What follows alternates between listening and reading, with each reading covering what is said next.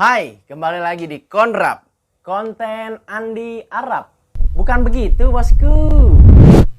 Oke, udah lama gua nggak ngonten, ya karena ada kesibukan. Langsung aja, yang mana gua ingin membahas bagaimana cara interview agar kita diterima di sebuah perusahaan.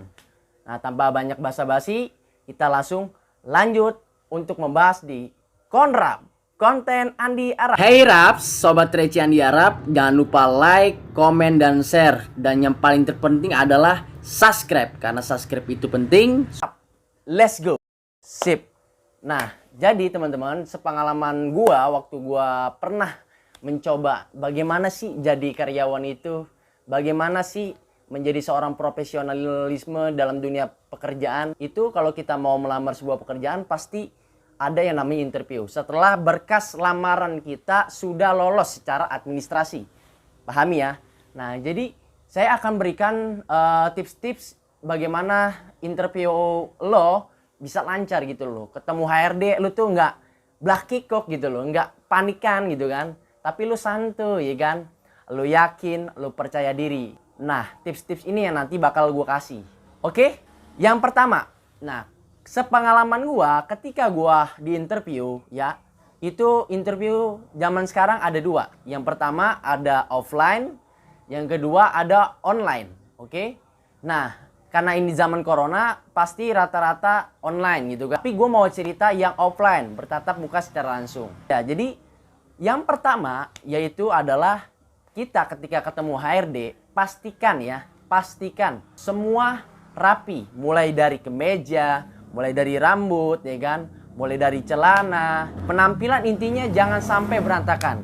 Karena kalau kita pengen ketemu orang berkualitas atau orang besar, itu nggak boleh yang namanya berantakan penampilan. Karena penampilan itu menilai seseorang gitu loh. Apakah diri kita layak, apakah diri kita serius, apakah diri kita yakin untuk melamar pekerjaan di perusahaan yang lo mau lamar. Jadi pada intinya penampilan penting ya. Oke, itu tips yang pertama.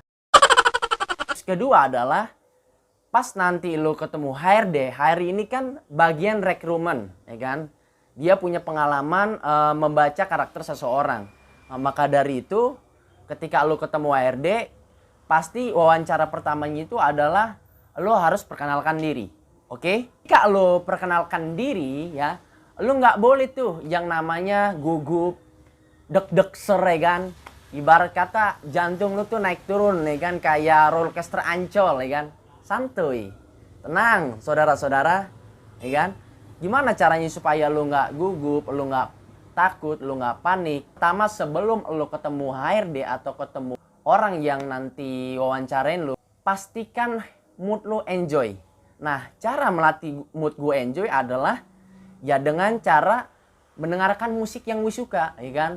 Nah, itu cara pertama. Yang kedua, gua minum kopi gitu loh. Karena dengan gua minum kopi, otak gua lebih rileks gitu loh. Nah, kalau misalnya buat laki, mungkin sebat dulu lah ya kan. Atau nge-vape dulu kan. Nah, bagi yang cewek, ya biasanya dia nonton-nonton drakor, BTS, atau apapun itulah ya kan. Intinya, carilah kesenangan yang lu tuh bikin moodnya bahagia gitu loh. Jadi semua orang punya cara untuk bikin mood kita nih senang, enjoy. Nah, pas udah selesai mood kita udah bener, maka langkah yang kedua itu adalah memperkenalkan diri gitu kan. Nah, jadi kalau gua waktu perkenalkan diri itu ya, bosku, nggak boleh yang namanya kita melebihkan diri kita, merasa diri kita paling pintar, walau kita punya skill. Kagak boleh. Itu namanya ya belagu. Jadi kita harus tetap rendah diri. Walaupun secara kemampuan lu punya skill yang hebat, otak lu encer ya kan. Boleh tuh ya. Yang namanya sombong ya kan di depan HRD. Jadi ketika lu rendah diri ya, pembawaan lu akan tenang. Ya kan? Mau memperkenalkan diri, lu harus jujur terhadap review apa yang lu pernah kerjakan. Pengalaman kerja apa yang lu miliki. Nah, biasanya diperkenalkan diri itu ya, itu ada nama, lo siapa ya kan, tempat tanggal lahir lo, terus abis itu pengalaman lo kerja di mana, pendidikan lo apa, hobi lo apa. Itu sih 5 poin yang pernah gua lakukan, pernah gua sampaikan ketika gua bertemu HRD. Oke? Nah, poin yang kedua adalah apa yang lo ketahui tentang perusahaan yang lo lamar, gitu. Jadi kalau gua dulu melamar sebuah perusahaan, ya harus tahu gitu loh. Harus ada persiapan, harus mau belajar dan harus mau mencari wawasan. Kenapa kita harus inisiatif untuk mencari informasi perusahaan yang mau kita lamar supaya peluang lolos itu lebih lebar gitu loh. Ibarat nih kan ya, lo mau ikut lomba yang namanya juara catur, ya kan? Catur aja lah yang gampang perumpamaannya. Nah, lo harus latihan bagaimana caranya melawan lawan lo, ya kan? Nah, berarti kan kalau lo udah latihan, terus lo udah konsul juga kepada orang yang berpengalaman. Nah, dengan begitu persiapan lo tuh kagak panik gitu loh. Jadinya tenang. Nah, itu yang harus lo lakukan, ya kan? Jadi misalnya contoh lo mau melamar di perusahaan retail. Nah, lo harus cari tahu. Ketika lo nanti diwawancara, pasti lo ditanya, lo udah pede, lo udah siap gitu loh.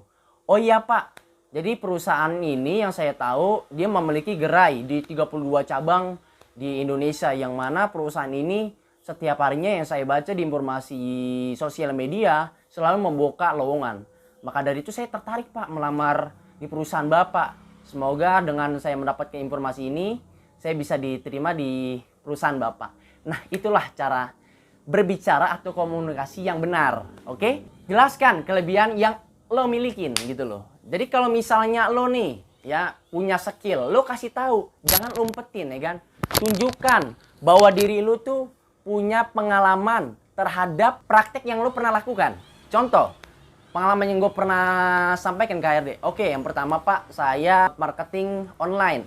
Saya pernah jalanin bisnis Pak. Saya pernah jualan online. Mulai dari produk herbal, produk kendaraan otomotif, ya kan? Terus mulai dari material, mulai dari jasa edit video, dan lain-lain. Terus saya juga sering bikin konten Pak. Alhamdulillah ngisi waktu luang biar produktif, ya kan? Konten-konten YouTube Pak, biar ngasah komunikasi aja Pak, gitu kan. Nah, jadi seperti itu. Dan biasakan bahasa yang kita sampaikan ke HRD, itu jangan bahasa sehari-hari. Ya kan? Jangan bahasa daerah Anda, logat daerah lu tuh dibawa, jangan, tapi bahasa baku. Ya. Jadi nanti Pak HRD mendengarkan pengalaman yang lo dengar, dengan lo percaya diri, dengan lo fokus menatap mata dia, itu menandakan lo pasti akan diterima. Yakin sama omongan gue, karena gue udah praktek. Jadi gue menyampaikan apa yang pernah gue alamin. Nah, poin selanjutnya, pasti HRD akan bilang seperti ini. Kenapa Anda tertarik melamar di perusahaan ini dan kenapa Anda tertarik melamar di posisi profesi ini? Nah, pengalaman gue jawab langsung dengan pengetahuan gitu loh. Penting sekali pengetahuan itu. Oke Pak, kenapa saya tertarik? Ini cara berbicaranya. Karena saya melihat perusahaan ini sesuai dengan kapasitas kemampuan saya. Yang mana perusahaan Bapak sedang membuka lowongan menjadi editor video. Nah, dari situ saya punya portofolio Pak. Portofolio saya sudah syuting produk, syuting konten, dan saya juga sudah membuka jasa edit di waktu luang saya. Ketika saya mendapatkan orderan, maka saya akan kerjakan dan saya akan kasih editan yang terbaik ke pembeli jasa edit saya. Oleh karena itu Pak, saya optimis semoga saya bisa memberikan kontribusi yang terbaik sebisa kemampuan saya, dan semoga dengan saya melamar di perusahaan ini menjadi jembatan rezeki saya untuk berkarya dan untuk bekerja sama meningkatkan kualitas perusahaan Bapak dengan skill yang saya punya. Itu contoh ya, teknik cara komunikasi teman-teman. Jadi apapun bidang yang teman-teman mau lamar, ingat ya kan, fokus dengan pengetahuan. Sebab jika teman-teman tidak punya wawasan, teman-teman akan mati kutu gitu loh. Nanti bakal ditanya sama HRD, yakin kamu mau lamar di perusahaan ini?